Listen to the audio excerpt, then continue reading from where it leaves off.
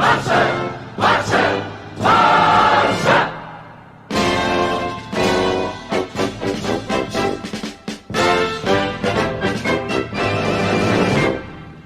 guys, welcome to Logos United. Welcome to another video, and today it's time to talk about two topics. It's gonna be about Riqui Puig and about Neymar. And I'm gonna start with Riqui Puig, about the topic Riqui Puig, and about this needs to be his opportunity. And what I mean by this needs to be his opportunity, I mean that we must give him a chance to show what he's made of. And I mean that he needs to start getting minutes from start and at least 60 minutes a game for the next following 3 weeks, because we need the likes of Riqui Puig to start getting minutes. If you really trust in La Masia, if you really believe in Riqui Puig and you have a project for him to eventually develop, this is his time. And why do I say so? Because it was confirmed that Artur does have indeed injury concerns, and that he'll be out for at least the next 3 weeks. If you couple that with Alena, that he's gone on loan out to Betis, and that Arturo Vidal, it's probably gonna leave during this winter transfer window. You have Rakitic, De Jong, and Sergio Busquets, maybe Sergio Roberto, and that means that you indeed need Riqui Puig, and Riqui Puig is perfect because I want to see what a midfield of Frenkie de Jong, Riqui Puig, and Busquets, or a midfield of Riqui Puig, De Jong, and Rakitic can do. I would really like to see that, because I think that maybe we can see Riqui Puig be the player that steps up this season for us and give us 6 amazing months of wonderful football. Now, if this doesn't happen and Riqui Puig doesn't get any minutes, he doesn't start training with the first team, he doesn't get promoted to the first team, then there's a clear message that you have no plans for the player to go to the first team. And the same way that you're forcing Valverde's hand, that the board is forcing Ernesto Valverde to play the likes of Suarez, to play the likes of Piqué, to play the likes of Rakitic, to play, all these players are playing just because there's not a particular reason they have to play every single minute. Just like you sign Frenkie de Jong, and that you're forcing Valverde to play Frenkie de Jong, you have to force him to start playing Riqui Puig. I'm not saying to be undisputed star, I'm saying give him some minutes. Give him training with the first team.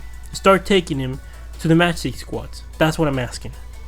I'm not asking him to start from every single game. I'm not asking you to give him 2,000 minutes in the second half of the season. No, that's not what I'm asking. I'm asking give him real opportunities. Give him chances to play games, to play minutes. Because the reality is that every single game that Riqui Puig has played for a Barcelona shirt in the first team has been at least of a 7, which is more than we can say from some other players in the first team. So you must trust in Riqui Puig, you must give him a chance, because in Segunda B, with the kicks, with the abuse that he's getting, like people just criminally tackling him, they're gonna break his leg, and when they break his leg, then it's gonna be too late. Let's prevent this. We need a center midfielder. We have them. We have it in La Masia. We have other actually promising youngsters midfielders in La Masia. But more than anything, Riqui Puig, it's ready. He's completed. He was ready last season. He was ready probably the summer before that. But this season, with what he's doing in the first team, he's already amazing. He's not perfect. He has things to work on. Definitely going forward, I think that Riqui Puig could give us more goals or more things like that. But in terms of what we need from a midfielder, of distributing the play, of holding the tempo, dictating the tempo of the play, he does that spectacularly fine. Much better than the likes of Rakitic, Busquets, Arturo Vidal, Sergio Roberto. Only probably bettered by the likes of Artur and Frenkie de Jong in that role. So give him some minutes, give him opportunities, and then he, for the next season, can start actually fighting for a spot in the first team. The progression of minutes for 6 months, I'm sure that he'll be happy to play 30 minutes here, 50 minutes there, 60 minutes there, here, that, maybe the odd 90-minute game here or there. He'll be delighted with that. For some other players, they'll be not so happy with those amount of minutes, but Riqui Puig, he will love to play some minutes in the first with the likes of Messi, the likes of De Jong, Lenglet, Suarez, Busquets, Rakitic. I'm sure that he'll love it. And maybe in a not so long distant future, we can see a midfield of Frenkie de Jong, Arthur, and Riqui Puig. Because I'm sure that has to be one of the best midfields in the world in terms of control. Like those three players, you don't take the ball as those three players ever in the history of the sport, because they're so good at holding the ball and distributing the tempo. Now, going into the second topic is time to go into Neymar, talk about Neymar. And the thing is that I don't want to be here the one that is criminalizing Neymar. That this is not an attack on Neymar. Let's get it straight. This is not an attack. This is not me attacking Neymar. This is me saying that the player profile of Neymar does not suit Barcelona, and the player profile of signing Neymar, it's an attack to the institution that is Barcelona. It's destroying this club if we get the signing of Neymar. It's putting this club at risk. You want to know why it's putting the club at risk? What do you think happened to Milan? What do you think happened to AC Milan? And why they are where they are right now in comparison to where they were a couple years ago, not so long ago. They're winning league titles, and now they cannot even get into the Europa League. Ask yourself why. What happened? Having some of the best players in the world. I'm going to tell you what happened. What happened is that, and it's very similar to what's happening to Barcelona right now. They had players that, gave a lot to the club, won a lot of trophies, and when it was time to move them on, the players decided to stay. The fans were supportive of those players staying. They were eating all the revenue of the club with the wages. And what the board didn't try to move them on or try to bring in youngsters to progress them into the team. No. They just tried one superstar signing here, Ronaldinho here, Ibrahimovic over there.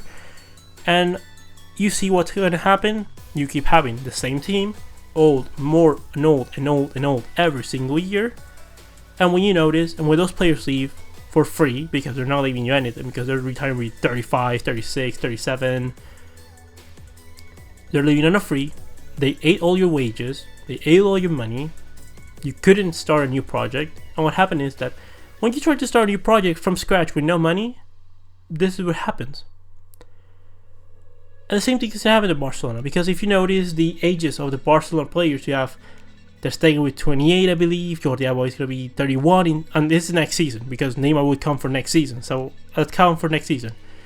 They're staying 28, Piqué 32, Sergio 28, Lenglet 25, Jordi Alba 30, 31, Busquets 31, 32, Rakitic 31, Frenkie de Jong 23, Arthur is going to be 24, Messi 33, Suarez 33, Neymar will be 28, Griezmann 29. So you see what my concern is right now here, right? You see my concern that the most important players in the team have a lot of age. They're very old. They're players that we're not going to be able to get money for them, because let's be honest, if you put that team together, that you're not getting any of those players out before 2021, and possibly most of them won't leave until 2022. Why? Because they're going to try to get themselves into top shape for a World Cup. So now that we're considering that, and that those players want to play in the World Cup, hopefully for 2022, or most likely, well, what we're going to see is that those players will be retired with from 32 to 35 years old, and they're going to leave for free, no money. We're going to be paying massive wages in world football. Only Messi's 40 million euros. If Neymar comes, it's going to be about 30 something million euros. Suarez, I believe, it's like 15, 20 million euros something. Greece. So my question is, what are you going to do after that? Because Neymar, Suarez, Messi are going to be playing all the minutes. I mean, you even have Griezmann. How are you going to set up that team? Who is going to sit out? Because Griezmann is not going to take it likely sitting on the bench. I don't think Suarez is going to take it good sitting on the bench. Messi and Neymar sitting on the bench? I don't think so. So you're going to play what? 4-2-3-1? Is that what we're going to do? And who's going to press high up the pitch? Who is going to do any defensive work?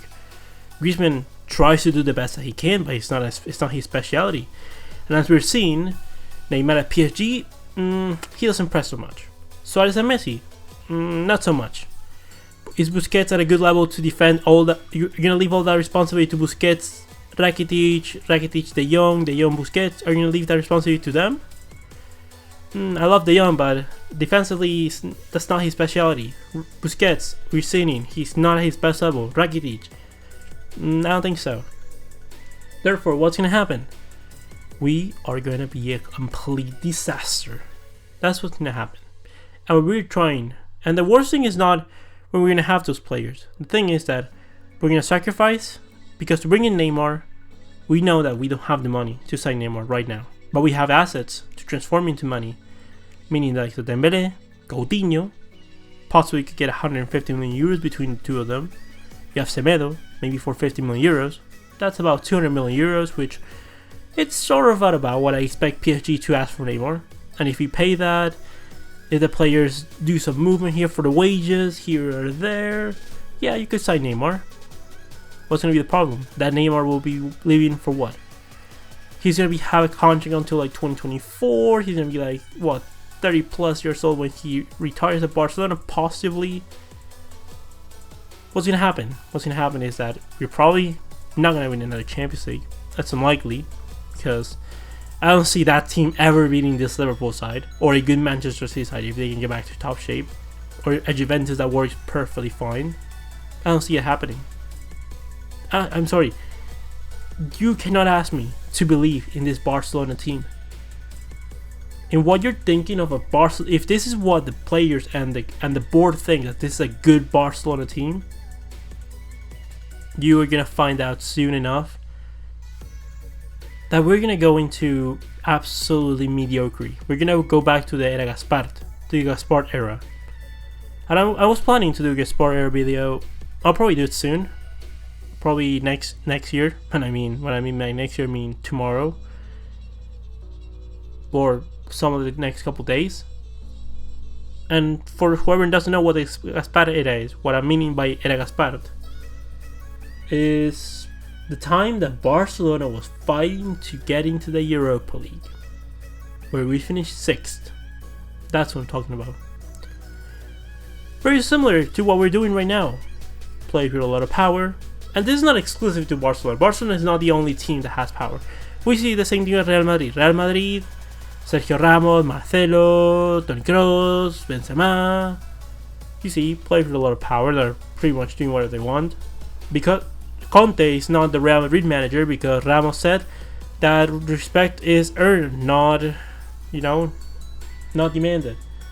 Things like that. But what can you do? What can you do? What can you do when you have players sleeping 4 to 5 hours? Probably the training is going to be it's very simple. It's not complex. We're not forcing ourselves physically. Those players are not in top shape for sure. Like just watch the game against Liverpool and you know what I mean. By the players not being in top shape. But the image of Valverde is very damaged, and what they're trying to do is just bring in Neymar and bring in probably someone like Henry to, someone that's very loved at Barcelona, to have a fresh look.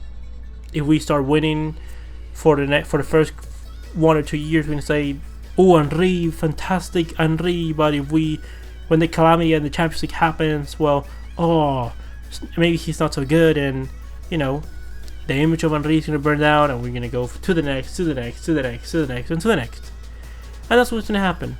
We're going to be, then the next 10 years, fighting to get into the Europa League and fall into mid-table mediocrity.